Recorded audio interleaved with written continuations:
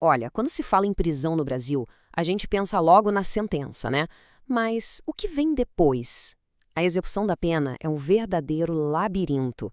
E hoje a gente vai tentar entender o mapa desse sistema, porque, pode acreditar, não é nada simples. Pois é, o juiz bate o martelo, a sentença sai. E aí? Para onde essa pessoa vai? Como vai ser a vida dela lá dentro? Sob que regras? É exatamente essa jornada que a gente vai mapear agora. Então, para a gente não se perder nesse labirinto, nosso caminho vai ter 5 paradas, ok? Primeiro, a diferença crucial entre reclusão e detenção. Depois, os 3 regimes onde a pena é cumprida. Aí a gente entende como se decide onde a pessoa começa. Em seguida, falamos da tal da progressão. E por fim, o que acontece quando a lei diz uma coisa e a realidade é outra. Beleza, então vamos lá.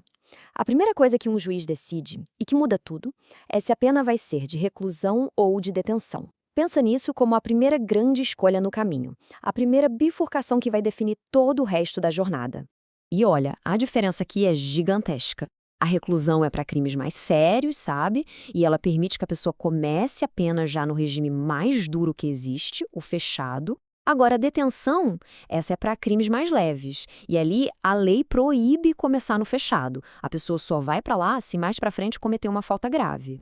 Entendida essa primeira diferença, vamos agora pro lugar mesmo, pro ambiente físico onde a pena é cumprida. São os chamados 3 regimes prisionais. É aqui que está o coração de todo o sistema.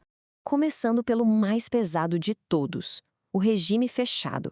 Como o próprio nome já diz, é o mais severo. A pessoa cumpre a pena em presídios de segurança máxima ou média.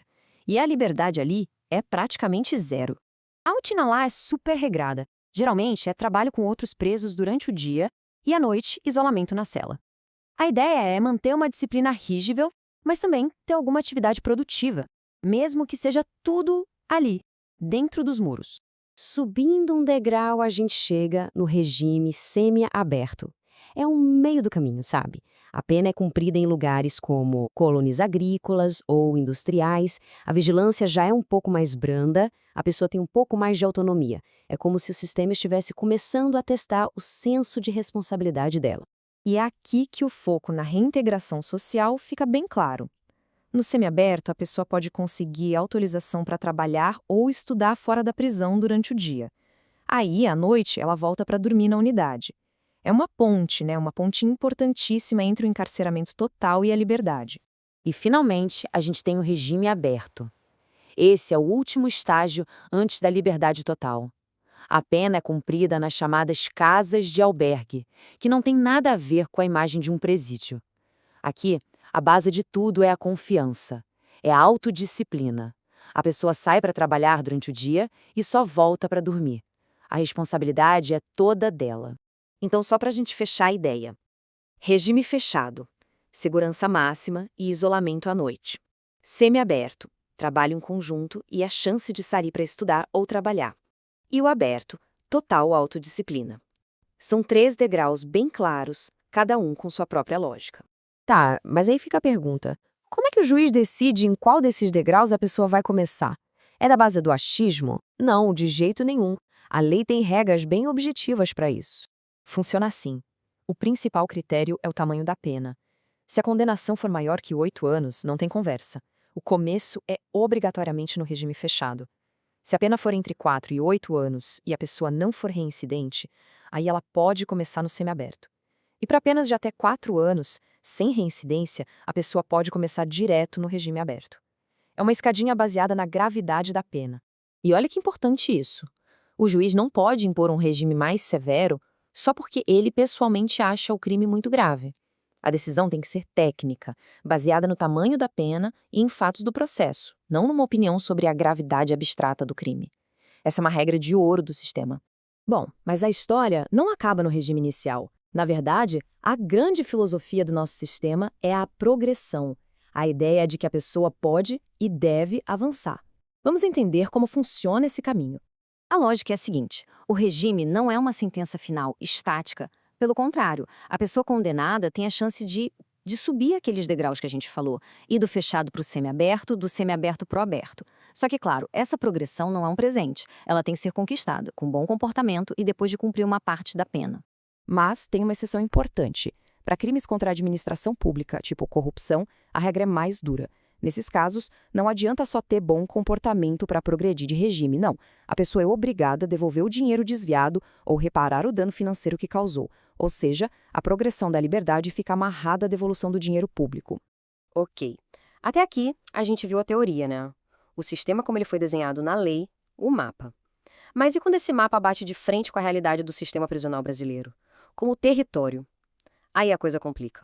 E para tentar resolver esse choque de realidade, o Supremo Tribunal Federal, o STF, estabeleceu uma regra que é a chave. Ela diz basicamente o seguinte: se o Estado não tem vaga no regime de direito da pessoa, ele não pode, de jeito nenhum, manter essa pessoa num regime mais grave. A falha do Estado e quem está preso não pode pagar por isso.